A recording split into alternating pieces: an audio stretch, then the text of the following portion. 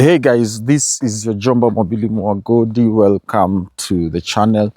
I am coming to you from deep in the village of Kweni Mwanduka in Teri in Sagala ward of Taita Taveta County. I traveled here for a family event. We lost a relative of mine and the burial is on the 7th of August, which is today. I just wanted to take this time to quickly remind you of an episode we did here on Mobili Mogodi TV on the 24th of July 2026. And I was addressing the issue of free university education for university students in Kenya after President Ruto spent a few days on the week of the 22nd, I think, to the 24th of July, talking about university funding, because there is a very high concern on how many young Kenyans are dropping out of universities around the country due to a failed experiment by the same President Ruto, on something called the new university funding model. So as I was going through my comments, as usual, my community posts here on YouTube, I came across a comment where someone said that, hey, Mobili, do you remember you spoke about the President Ruto proposed free education for students in university? And have you seen what is called the tertiary education funding bill or something that is currently in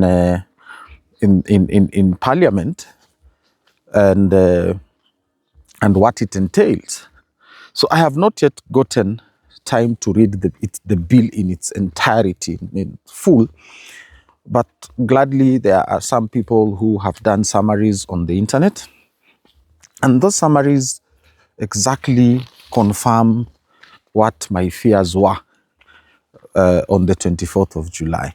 I said that most likely President Ruto is creating a PPP, a public-private partnership model for university students, and that immediately after you graduate, having been taken through campus, you become tied to a loan for the next 30 to 35 years. My viewers, it is worse than 30 to 35 years. Let me promise you that.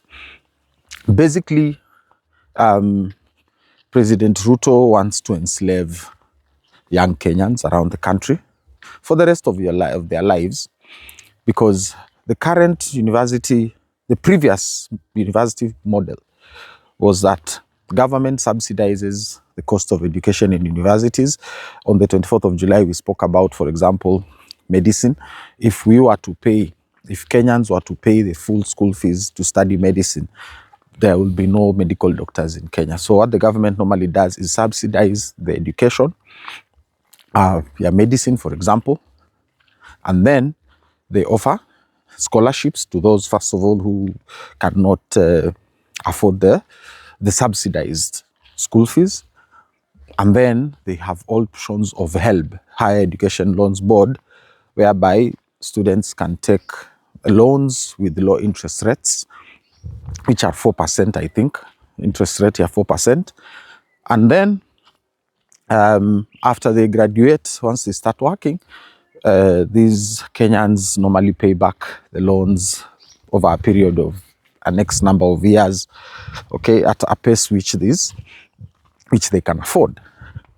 So with the new proposed bill, it has turned university funding into another public-private partnership scam, whereby President Ruto is proposing that he pays school fees for each and every student. It doesn't matter where you come from, okay, whether you are rich or poor, unalipiwa school fees na serikali. And then after the school fees has been paid, you've graduated, once you start working, okay, you start repaying that loan. The problems with the loan: interest rate has been proposed at 12%, which is basically a market rate loan. That is what you will get if you are a very big business. That is what you might get, for example, in a very business or entrepreneur friendly bank.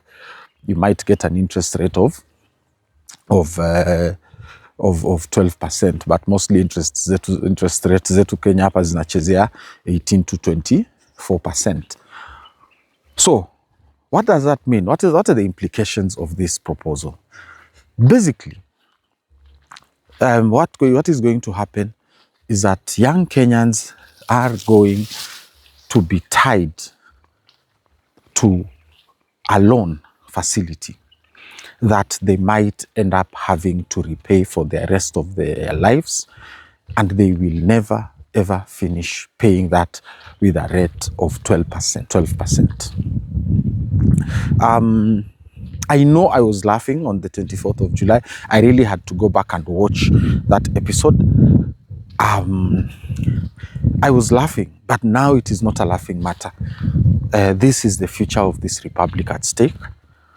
And as Kenyans, we really need to start fighting against President Ruto. Because there is no single deal that President Ruto does that is not meant to benefit him directly. Yeah.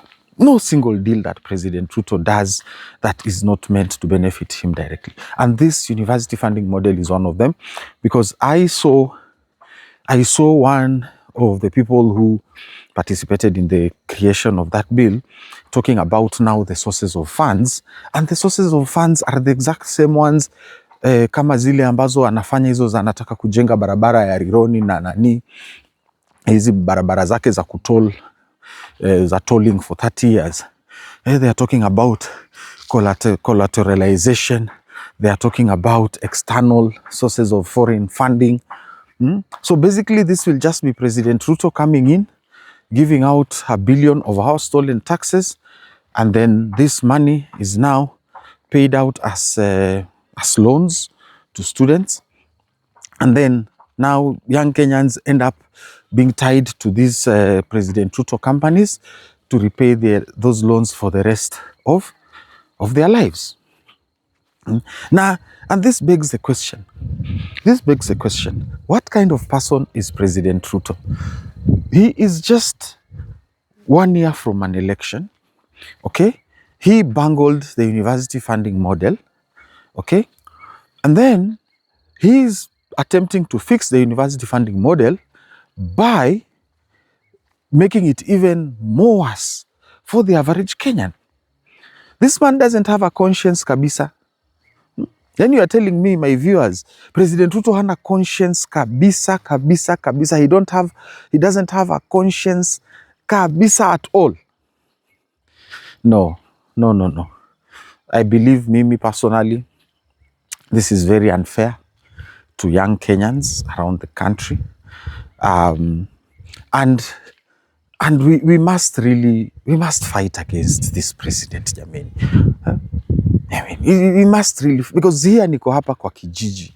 I am here in the village.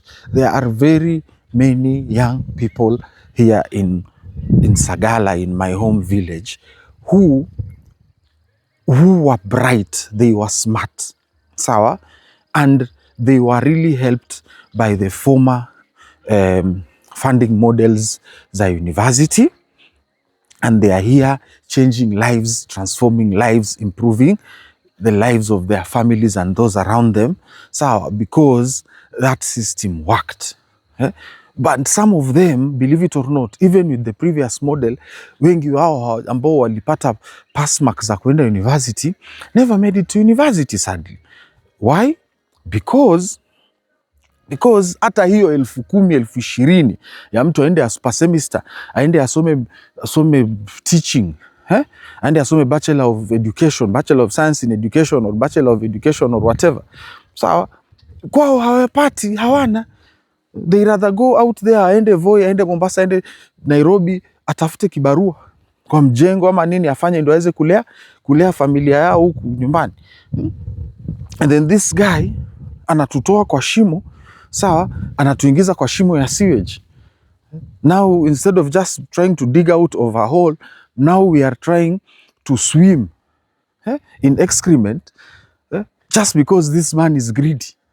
Wewe greed aina gani? You know, we need to start like President Ruto hauwezi kutosheka tu na ile ambao umeiba tayari, ushaibia wa Kenya. It's not enough. My viewers of Mobili Mogodi TV, it is not enough, because now it has come out very clearly that the proposed university funding model is outright theft from poor people. Poor people. Hapa niko kwa kijiji. Hawa watu hao nyumbani hapa. People don't have anything. People don't have sources of income. And they have children. These children some of them are bright. They need to go to university.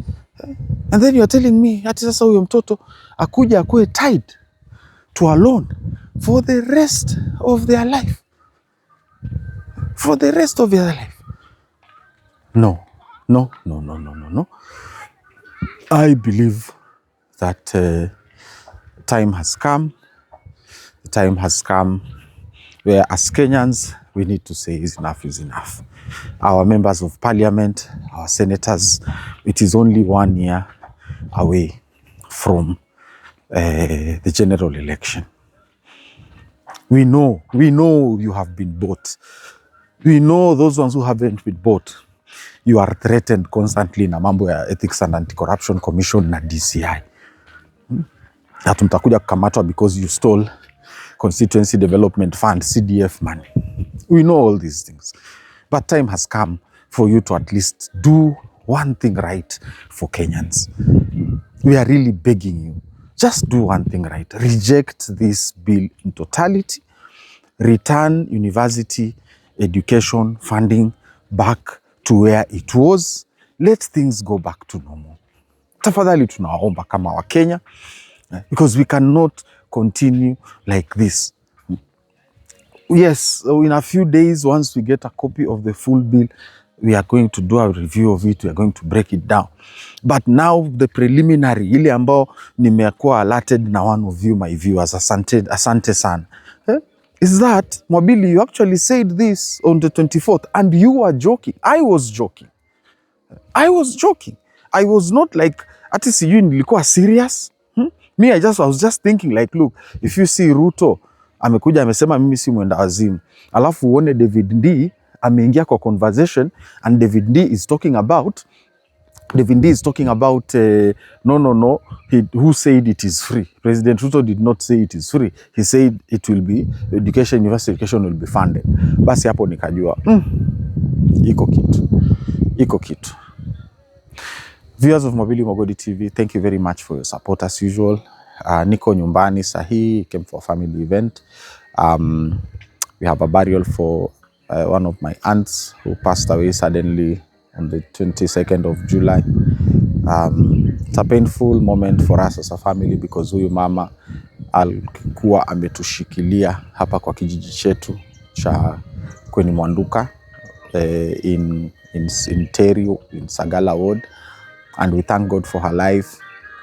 And I want to wish my aunt Margaret Nyangala to rest in peace, in eternal peace. We have appreciated your time with us. We have appreciated the impact you've made for us as a family and as a community here in Sagala. And my viewers and I want to condole with the family na tunawapatia pole. Please continue the conversation in the comments. Let us continue talking about this university funding model. Please start reaching out to your members of National Assembly, start reaching out to your senators, and let us start telling them to reject President Ruto's slavery policies, because it does not make any sense. Huyu mtu anataka nini na vijana wa Kenya? Huyu mtu anataka nini na Jamhuri ya Kenya? President Ruto, tosheka. Enough is enough. All this money that you want to steal for the next 30, 40, 50 years, you won't even be here to enjoy it. Haitakusaidia. Asanteni sana.